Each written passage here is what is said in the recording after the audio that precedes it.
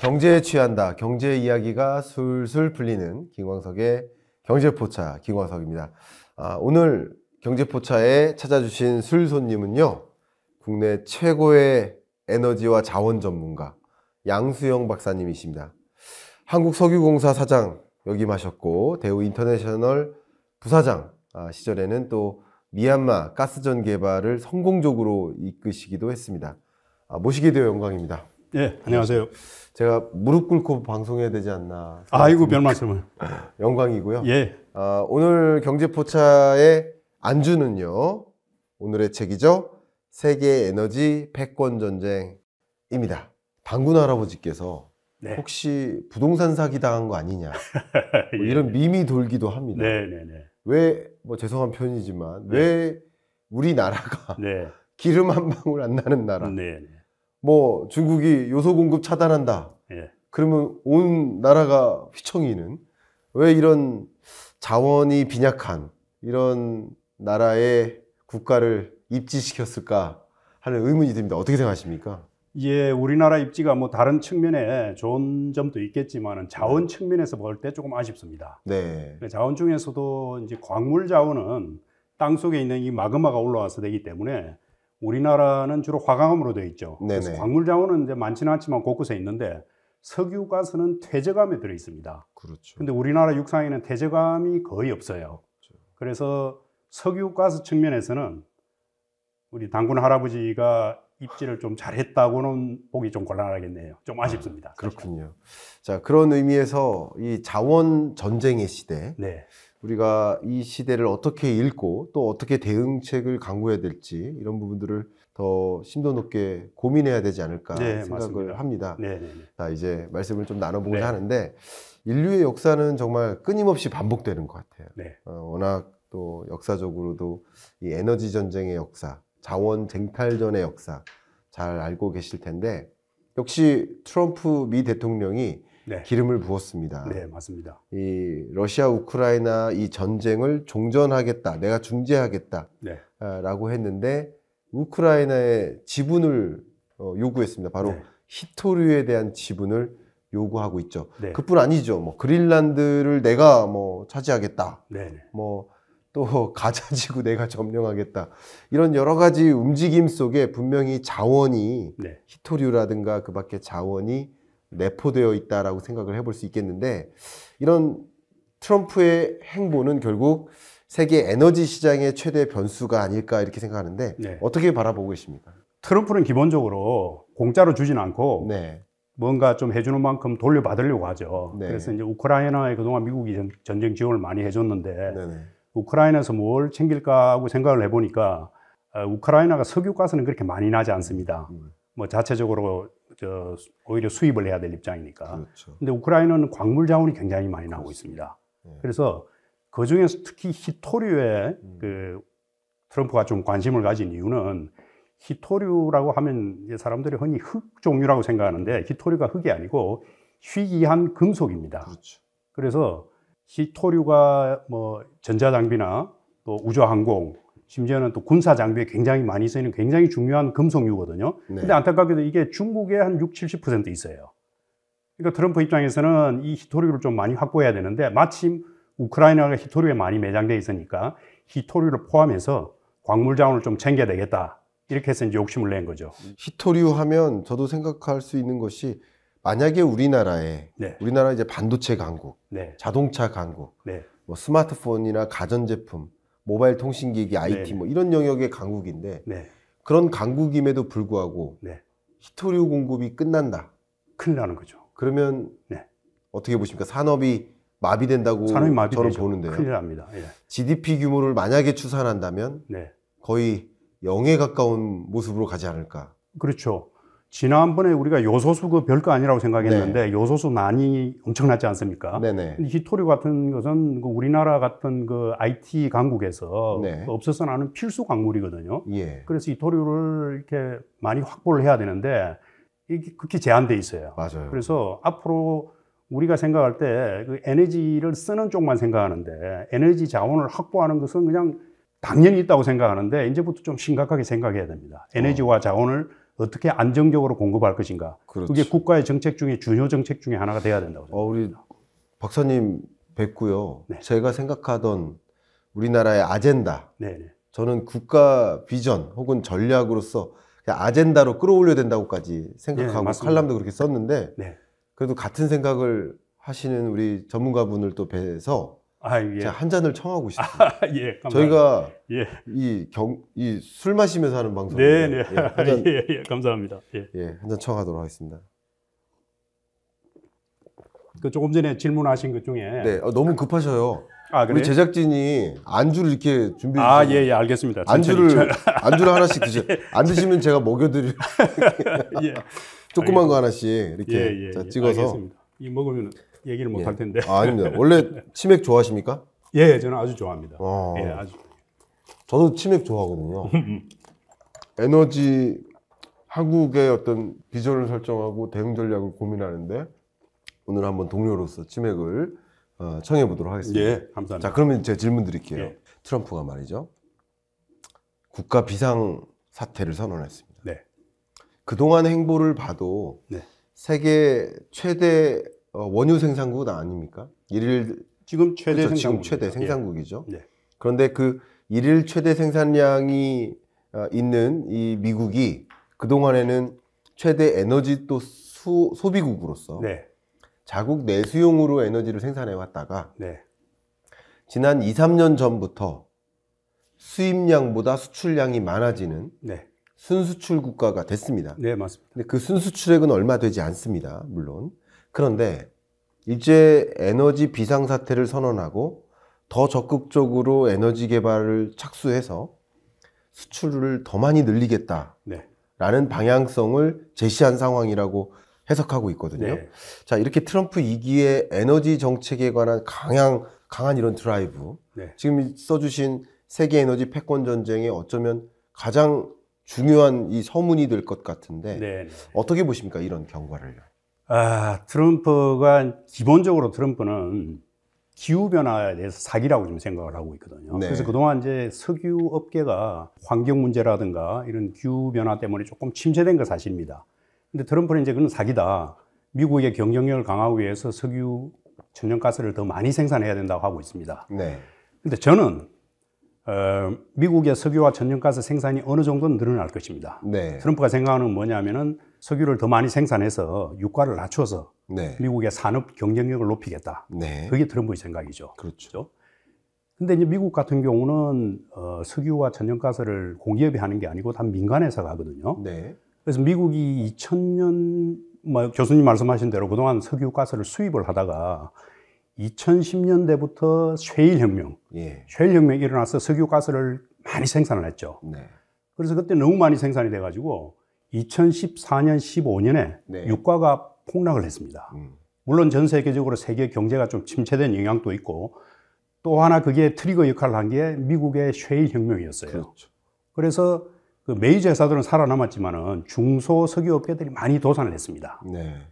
그 메이저 회사들도 굉장히 어려웠고요. 그렇죠. 그래서 미국 석유 회사들이 그런 그 쓰라린 경험을 갖고 있기 때문에 트럼프가 아무리 석유가스를 많이 해라.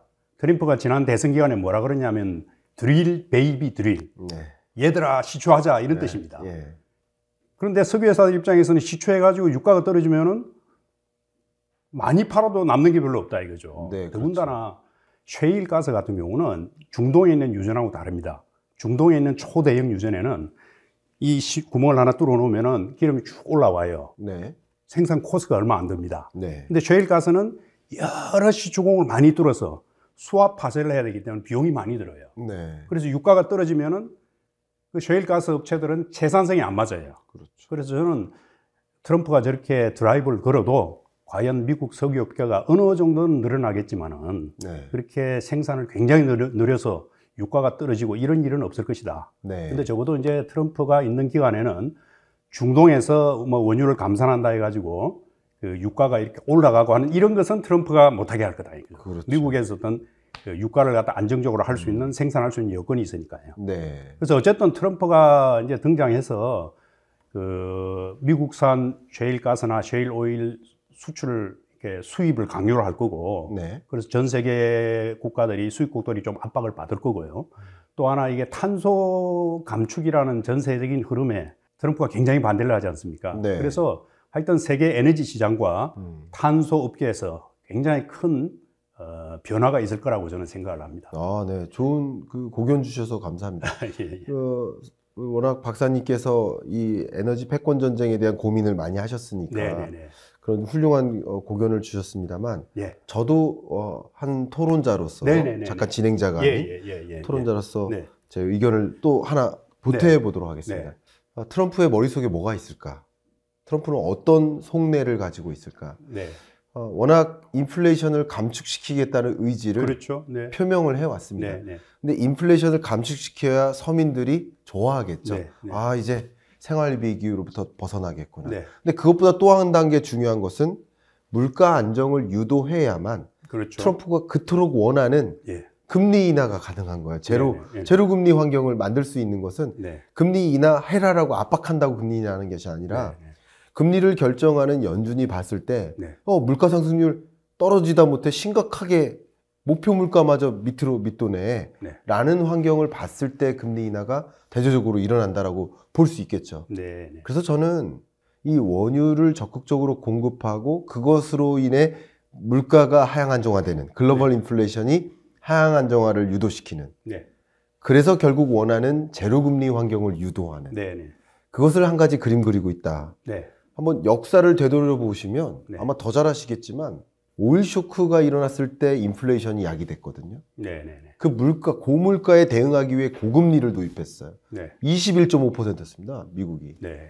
역시 마찬가지 41년 만에 고물가가 찾아왔는데 그게 22년에 네. 국제 유가가 급등하면서 우리 소비자 물가 상승률도 9.1%로 치솟았거든요. 미국 같은 경우. 네, 네, 네.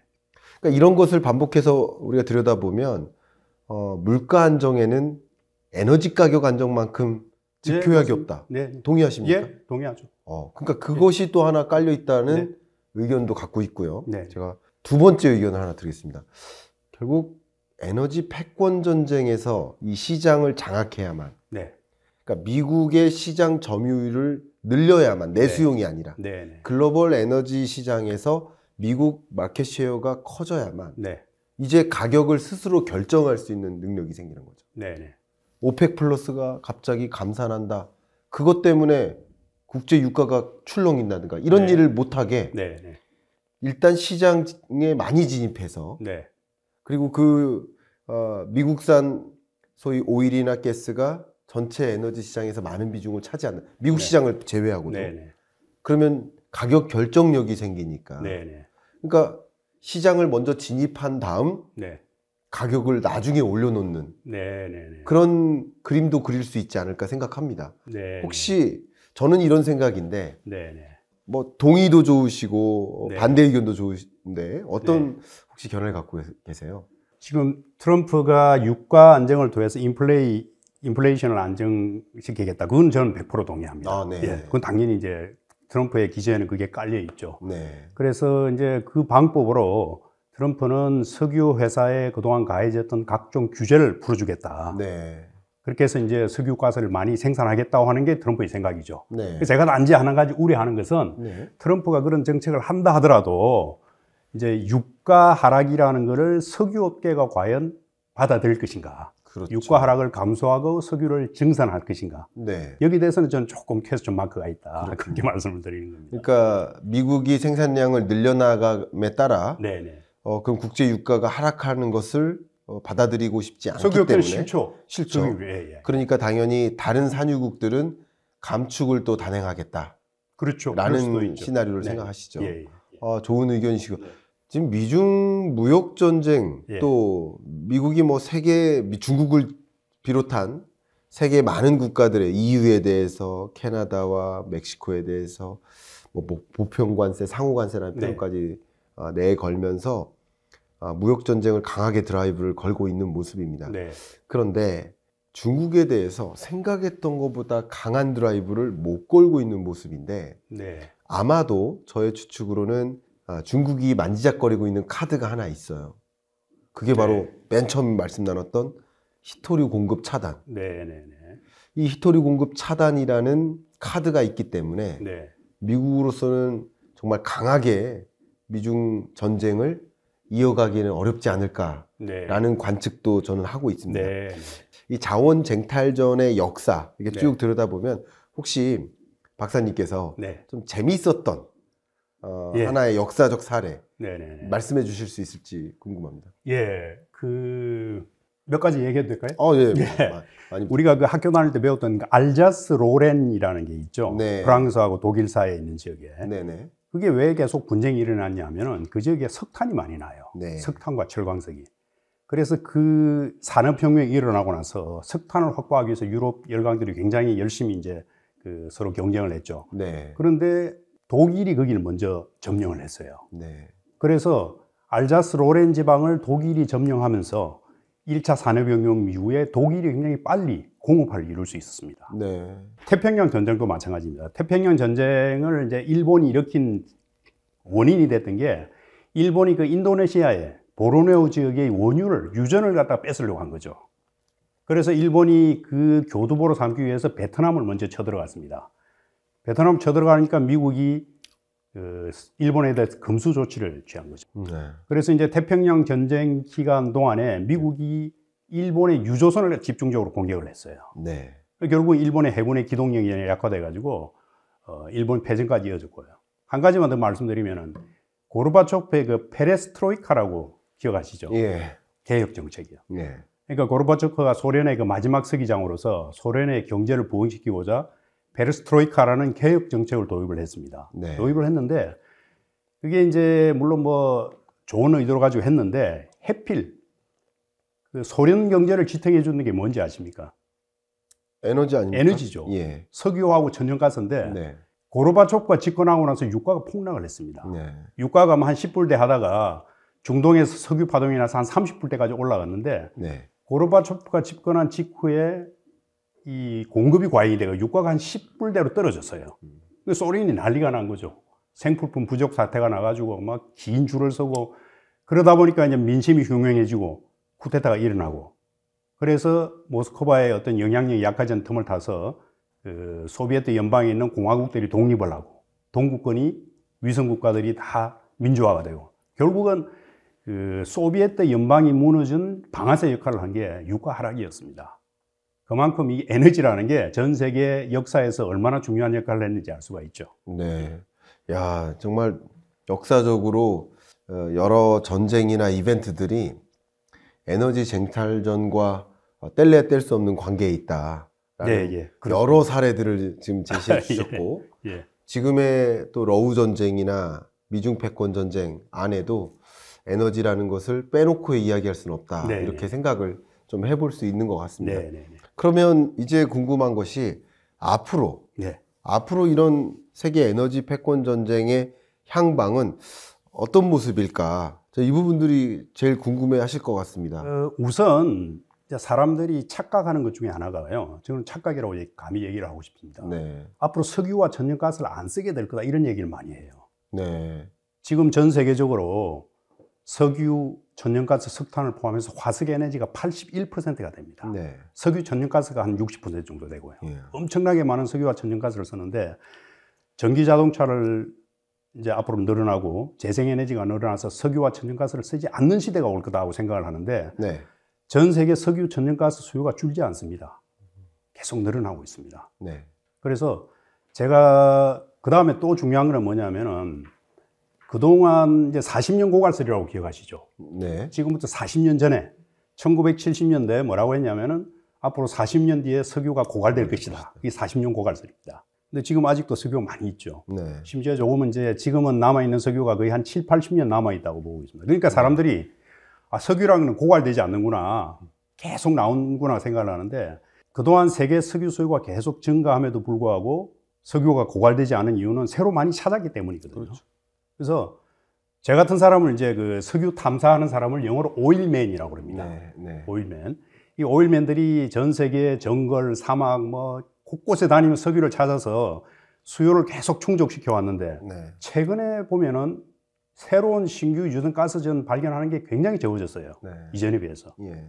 그럼 수요는 계속 늘어나는데 교수님 경제학하시기 잘 아시겠지만 수요 공급의 원칙에 의해서 수요는 늘어나는데 공급이 못 들어간다. 네. 결국은 불균형이 올 수밖에 없는 거죠. 네. 그래서 저는 물론 이제 탄소 감축도 중요하고 화석 에너지를 줄이는 굉장히 중요합니다만은 석유와 천연가스가 21세기에도 여전히 세계 인류가 필요로 하는 에너지의 주 에너지원이 될 것이다. 그래서 우리가 에너지 자원을 갖다가 확보하는데 절대 게을리하면 안 된다. 이렇게 말씀드리고 싶습니다. 제가 박수 한번 쳐드려도 되겠습니까? 정말. 감사합니다. 아니, 저도 이런 얘기를 하면은, 그럴 리가 있나. 뭐 이렇게 얘기하는 사람들이 많은데, 이거 교수님이 이렇게 또 동의를 해주시니까 저도 굉장히 기분이 좋습니다. 저는요, 제가 어떤 식으로 이야기하는지 아십니까? 우리 몸에 80%가 뭘로 구성되는지 아십니까? 80%가요? 네, 우리 몸에. 물이잖아요. 우리 주변의 80%가 원유다라고 얘기해요. 맞습니다. 우리 주변의 80%가 원유로 구성돼요. 지금 여러분 방송을 보고 계시잖아요. 원유 없으면 방송 못 봐요. 유튜브 방송 안 돼요. 예, 맞습니다. 원유 없으면 반도체 못 만들어요. AI 불가능합니다. 이 모든 게 원유로 구성된 거예요. 여기 인쇄물도 그렇고요. 여기 마이크 장비도 그렇고 옷도 그렇고 여기 있는 이 주변 바닥도 그죠? 맞습니다. 다 원유로 만들어집니다. 맞습니다. 여러분 아프실 때 편찮으실 때 약 드시죠. 원유에서 추출해요. 그래도 우리 먹고 있는 상추나 먹고 있는 뭐 닭고기, 돼지고기, 이 닭고기요. 네. 원유 없이 되는 거 아니? 원유 없이 불가능합니다. 맞습니다. 다 화학 비료 원유로 만듭니다. 교수님 너무나 잘 아시죠. 저 에너지 경제연구원 출신입니다. 이 원유로 모든 것들이 구성. 그리고 또 한 가지 친환경적 접근으로 이제 원유를 그만 써라, 석유화학 개발 그만해라 이런 이야기하면서 그냥 친환경적으로 접근을 해야 된다. 뭐 이런 이야기를 하는데 예를 들면 아파트에 창틀 있잖아요. 샤시. 샤시도 플라스틱으로 만들어진단 말이에요. 근데 그 플라스틱도 원유에서 추출하잖아요. 예, 맞습니다. 그럼 플라스틱을 이용하지 않으면 창문 없이 살 겁니까? 그러면 창틀을 뭘로 만들 거야? 나무로 만들 거야? 그럼 나무 베야 되잖아요. 나무 베서 친환경적이지 않은 모습이나. 맞습니다. 어떻게 생각하십니까? 저 굉장히 맞습니다. 석유 짠 한번 해주세요. 이럴 때는. 맞습니다. 그러니까 이게 석유로 만들어진 수많은 제품을 쓰고 석유를 사용한 차를 타고 다니고 하면서도 화석 에너지를 쓰면 안 된다. 이런 얘기를 하는 거예요. 너무 모순된 얘기죠. 예를 들면 여기 나무젓가락이 있는데 플라스틱 쓰지 말자 하고 나무젓가락을 쓰면 나무를 베는 행위는 친환경적 접근입니까? 이 얘기 질문 드리고 싶습니다. 예를 들어서 우리 커피숍에서 커피를 마십니다. 우리 소위 빨대 스트로를 쓰지 말자. 플라스틱 스트로 쓰지 말자. 그러면 종이 스트로를 씁니다. 그러면 종이는 어디서 나옵니까? 나무에서 나오는데. 나무를 베는 행위는 친환경적이냐 맞습니다. 이거죠. 맞습니다. 맞습니다. 그 한 가지 또 더 좀 곁들이면 그 전기를 많이 써야 된다. 친환경이니까. 하는데 전기의 60%가 화석 에너지로 만들어집니다. 그렇죠. 이게 친환경이 아니에요. 수소도 마찬가지예요. 우리나라가 수소차가 뭐 친환경이라 그러는데 우리나라에서 만드는 수소는 다 이산화탄소를 엄청 많이 배출하고 만들어내는 수소입니다. 그렇죠. 그래서 앞으로 좀 그렇게 모순되는 얘기를 좀 안 해줬으면 좋겠는데 사람들이 잘못 알고 있습니다. 너무나 부정확한 정보가 난무하고 있죠. 부정확하죠. 우리 망건당 TV는 정확한 정보를 전달해드리기 위해 참 이렇게 생각해 보니까 에너지 패권 전쟁이 일어날 만도 하다. 뭐 이런 생각까지 듭니다. 맞습니다. 다만 이 기존 화석 연료 기반의 전기 생산 방식이 아니라 이른바 대체 에너지. 대체 에너지 생산 방식 가장 대표적으로 이제 원자력도 있을 수 있고요. 혹은 그밖에 재생 에너지 이런 뭐 수력, 풍력, 뭐 여러 가지 태양광 이런 것들이 있는데 이렇게 대체해서 전기를 생산한다면 그리고 특히 원자력을 기반으로 한다면 그러면 화석 연료 기반에서 그나마 뭐 의존도가 줄어들 수 있지 않을까 하는 질문이 있을 수 있습니다. 어떻게 답변하시겠습니까? 제가 굉장히 좋은 질문을 해주셨는데요. 중요한 점을 말씀드릴게요. 원자력이나 재생에너지는 전기를 만드는 에너지거든요. 그러니까 우리가 쓰는 에너지 중에서 마지막 단계 최종 에너지로 전기로 쓰는 것은 20%밖에 안 돼요. 그러니까 원자력이나 재생에너지를 아무리 만들어도 우리가 필요로 하는 에너지의 20%를 만드는 에너지다 이거죠. 나머지 80%는 자동차 연료, 석유화학 원료, 도시가스 맞아요. 이런 것들이 80%나 되는 겁니다. 맞아요. 그래서 재생에너지와 원자력, 대체에너지는 늘어나야 됩니다. 우리나라 같은 경우에 특히 우리나라 같이 화석에너지를 100% 수입하는 국가에서는 재생에너지, 원자력 모두 늘려야 되는데 그걸로 화석에너지를 필요 없다고 하는 건 전혀 아니다 이죠. 그 네. 부분은 20%밖에 안 돼요. 너무 중요한 말씀이셨습니다. 그래서 이게 이제 그 에너지 믹스와 우리나라에서 에너지 분야에 있는 분들도 잘못 알고 있어요. 네. 전력 생산할 때 들어가는 에너지 비율, 석유가 얼마고 천연가스가 얼마고 원자력이 얼마고 재생에너지 얼마 하는 것을 전기 믹스라 그래요. 그거는 네. 전력 생산에서의 비율. 그렇죠. 1차 에너지 전체에서의 비율을 에너지 믹스라 그럽니다. 그렇죠. 완전히 다릅니다. 그래서 예를 들면 독일이 지금 재생에너지가 전력 생산에서 50% 정도 돼요. 네. 2030년까지 80%까지 올리겠다. 재생에너지로. 예. 그래서 사람들이 어떻게 생각하냐면은 이제 독일이 앞으로는 화석에너지를 안 쓰는 모양이다. 80%를 재생에너지로 하니까. 네. 근데 그거는 전기만을 만드는 데 필요한 그렇죠. 에너지고 예. 독일의 1차 에너지 전체에서 보면은 지금 그 재생에너지가 차지하는 비율이 24%밖에 안 돼요. 네.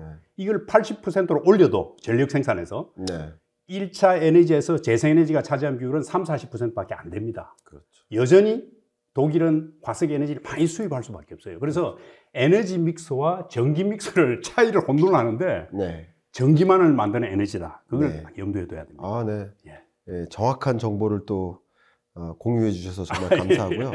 자, 이 부분에 대한 네. 또 질문도 좀 드려볼게요. 네네네네. 추가적으로. 네. 뭐 정유업계를 워낙 잘 하시니까요. 네. 우리나라가 뭐 기름 한 방울 안 나는 나라라고 하지만 네. 엄청나게 많은 이 정제된 석유 에너지를 수출하는 나라 아니겠습니까? 맞습니다. 예. 석유 제품이라고 네네네네. 표현하겠죠. 그런데 우리나라의 석유 정제 산업이 잘 발전해 왔다라고 이렇게 가정을 해볼게요. 네. 근데 많은 이제 정유 기업들, 네. 이 기업들이 정제 작업을 거쳐서 네. 소위 자동차에 넣는 개솔린이나 예, 예. 경유를 예. 생산해내는데 네. 그것으로부터의 기대되는 이윤보다 네. 정제되는 과정에서 나머지 석유화학 제품들을 생산하는 것이 훨씬 더 기대이익이 많다라는 네. 것 어떻게 생각하십니까? 우리나라가 그동안 이제 정유회사들이 석유 제품과 석유화학 제품을 같이 생산을 했죠. 네, 그리고 석유화학 제품으로 굉장히 많은 이익을 냈습니다. 그렇습니다. 그런데 지금 이제 석유화학 업계에 굉장히 위기가 닥쳐왔습니다. 그렇죠. 잘 아시겠지만 그동안은 그 석유를 정제를 해서 나프타, 우리 뭐 납사라고 많이 하는 나프타를 만들어서 거기에서 석유화학 원료를 만들었어요. 네, 그런데 미국의 세율혁명이 일어나고 나서부터 천연가스에서부터 바로 석유화학 원료를 만드는, 네. 그러니까 우리나라처럼 납사에서 만드는 걸 NCC 공정이라 그럽니다. 납사 크래킹. 네, 근데 지금 이 에틸렌, 천연가스에 만드는 걸 ECC 공정이라 그래요. 네, 그래서 우리나라 NCC 공정에 비해서 ECC 공정이 친환경적이고, 네, 그 다음에 이 천연가스가 많이 나는 나라에서 그걸 만들면은 원가도 낮아요. 그렇죠. 그래서 이제 우리나라 그 NCC 공정이 상당히 힘들어지기 시작했는데 거기다 더 큰 위기가 닥쳐왔습니다. 네, 납사를 거치지 않고 나프타를 거치지 않고 원유에서 바로 석유화학 원료를 생산하는 네, 크루드 오일 투 케미칼 예. COTC가 생깁니다. 그렇죠. 그래서 이 COTC 공법이라는 게 개발이 돼서 중국이 이 공법을 도입을 했어요. 네, 그러니까 중국이 워낙 이 원가 낮은 데다가 네. 이 굉장히 값싸게 낼 수 있는 이 공정을 들어와 가지고 우리나라 석유화학 업계가 지금 굉장히 위기에 닥쳤습니다. 그렇습니다. 그래서 이게 구조적으로 이 위기가 있어 가지고 어떻게 극복을 할지 모르겠는데 네, 그동안 석유 정유업과 석유화학 업계가 우리나라 수출에 굉장히 효자 노릇을 했는데 앞으로 이 위기를 극복해야 되는 게 큰 과제라고 생각을 합니다. 네, 너무 중요한 말씀 주셨고요. 그렇게 어려운 국면에 놓여 있기 때문에 네. 지금 신규 채용 건수가 완전히 바닥으로 줄었거든요. 네. 네. 바닥으로 줄어들게 된 우리나라의 산업 섹터 네. 두 개를 꼽으면 바로 건설과 석유화학입니다. 네. 네. 네. 그런 구조적인 그런 배경하에 예. 이런 많은 석유화학 기업과 또 건설사들이 네. 내년 뭐 당분간 채용 계획이 아예 없다. 네. 신규 채용 계획이 아예 없다. 이렇게 발표하고 있고 그게 또 청년들로 하여금 내가 원하는 일자리를 갖기 더 어려워지는 국면이구나라고 절감하게 만드는 네. 그런 상황이 좀 예. 계속 전개되는 것 같습니다. 안타까운 현실입니다. 그러니까 결국은 이런 에너지 패권 전쟁의 흐름을 명확하게 직시하고 네, 그 안에서 우리는 어떻게 대응할지, 네, 맞습니다. 어떻게 우리의 돌파구를 마련할지. 네, 저는 제 식으로 표현한다면 영토는 제한적이지만 자원의 영토는 제한적일 필요가 없다. 네, 맞습니다. 자원 개발 사업을 더 적극적으로 네, 해 나갈 필요성이 제기되는데 네. 일부 여기서 마무리 일단 하고요. 네. 더 구체적으로 네, 2부에서 네. 어떻게 우리가 돌파구를 마련할지, 네. 자원의 영토를 넓힐지 네, 말씀 좀 드려볼까 합니다. 네. 지금까지 나눈 이런 이야기를 중심으로 네, 이 책에서 다룬 메시지를 네. 한 문장으로 네. 꼽아주실 필요가 있습니다. 네. 한 문장으로 요약하신다면요? 예, 제가 좀 읽어보겠습니다. 에너지 수급 불균형이 우려되는 다가오는 미래에는 중동 산유국, 러시아, 미국 등 에너지 자원을 보유하고 있는 몇몇 국가의 위력이 더욱 강해질 것이며 에너지 수입국들의 경제적인 부담은 커지고 에너지 확보 전쟁은 더욱 치열해질 것이다. 이 문장을 제가 꼽고 싶습니다. 네. 아까 제가 말씀드린 바와 같이 재생에너지 원자력을 확대해야 되지만은 21세기에도 여전히 석유, 천연가스가 주 에너지원이 될 것입니다. 그래서 이 산유국들의 힘이 더 강해질 것이고 네.